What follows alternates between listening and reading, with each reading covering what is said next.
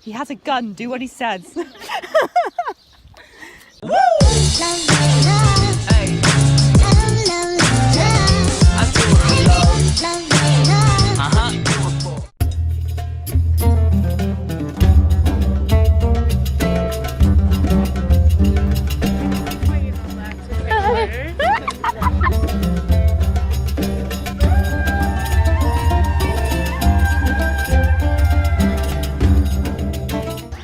Crossed arms, and is holding in his two hands the two symbols which are always held by the Egyptian king.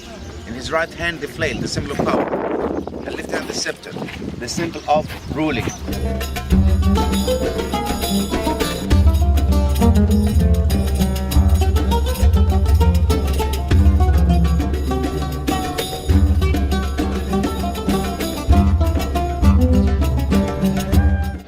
so we're at the Abu Temple. And I might go on a bit of a rant now because I'm getting really annoyed. An optional extra. This isn't included in the itinerary with Travel Talk. You have to pay an extra $80 to do this. So I thought it was included, but it's not. That's just my general mistake. So I paid an extra $80, whacked it on the credit card. God knows how much that's going to cost me when I get home. And this is honestly one of the most amazing places I've ever been to, ever. And I just feel like it's been absolutely ruined. We've actually paid $80 to be here, to get here, to be here, to be on the site. And again, they're trying to rip me off by saying that you can't take photos in the actual temple unless you pay more money. Like, it's absolutely ridiculous. If you couldn't take photos inside the temple because they were trying to preserve the site, which I would completely understand and be on board with, then yeah, fine. But the fact is that they're actually using it to get more money. So everyone's kind of like taking photos, and they've got the flash on, which is going to ruin the rock. People are standing on stuff, which is going to ruin the actual preservation of the site. And you can touch things as well, and there's oils in your hands. Like, I've never been to a site where you can't do where you can do that. And this is like, this has been built by human beings, and it's going to get ruined by human beings. Yeah, I'm just getting really annoyed by the whole thing. And she's touching the rock. Stop it. We've literally been here 30 minutes and it was about an hour, less than an hour, and it was empty. And we got up at 4 o'clock this morning, got here for 7:30, and now look at this place. It's like nearly 9. Insane. This place is littered with tourists now.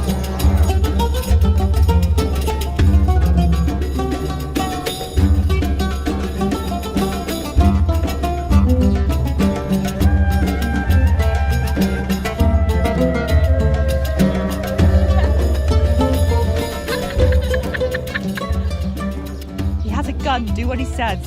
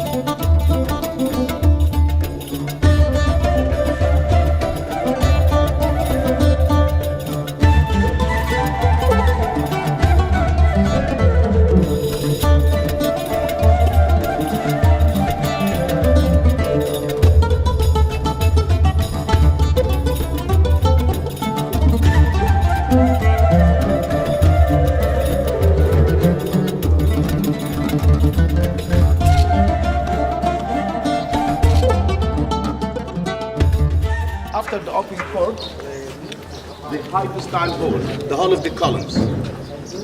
Then the sanctuary at the end. I want everyone please to be like kind of near the axis, by the axis of the temple.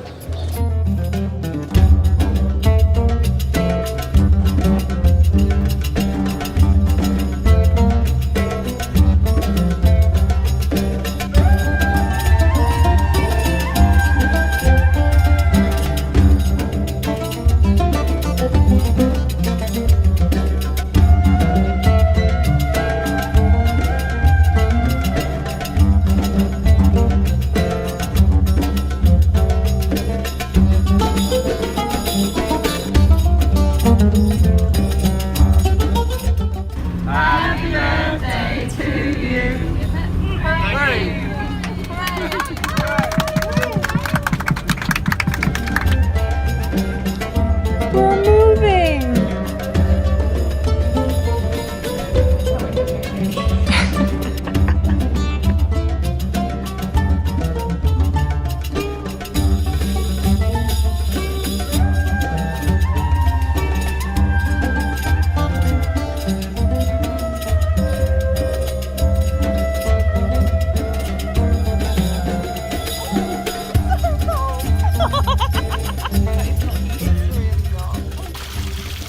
I wonder what's colder, the pool or the Nile?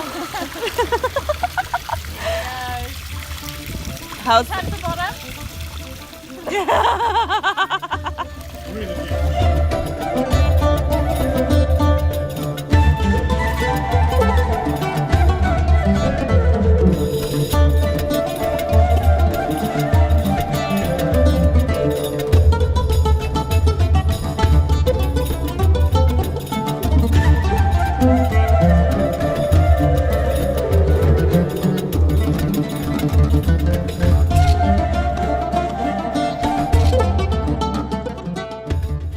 All our temples we discovered, it's in the west bank of the River Nile.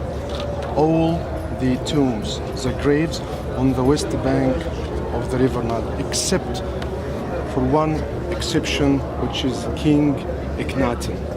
Totally different story, and it's a very long story why he moved to the east bank of the River Nile. But in the 334 BC, Alexander the Great, when he came to Egypt, he decided to cross all the western desert. I'm talking about 1,300 kilometers, 1,300 km to reach the isolated oasis here. It is the farthest point from the capital. And you will always find the vulture hold it with their feet, the vultures with their feet. And the vulture represented the motherhood, and the vulture scientifically got very weak legs, which means they wanted to keep this immortality spread all over the country. And the soul standing up again, which is the whole story. This is a ram horn. And the ram horns for the ancient, it is a universal code. Look at the shape of the horn and look at our modern science, the DNA now. So it is a universal DNA, the universal memories. This is his antenna.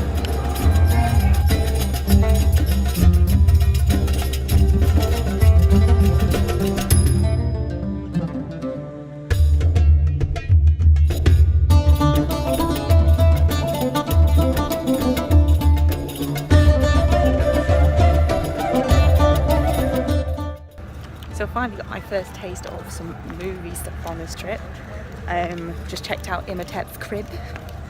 If you don't know Imhotep, you need to go and watch The Mummy right now. We are in serious trouble. Imhotep. That was like the first ever hospital. And oh god, just loads of history. Our tour leader today has been with us the whole trip, but the other tour leader, Sam, he's with the guys who are on the Philea. But yeah, oh, it's so cool. I'm loving it today. There's a party going on in the kitchen, isn't there?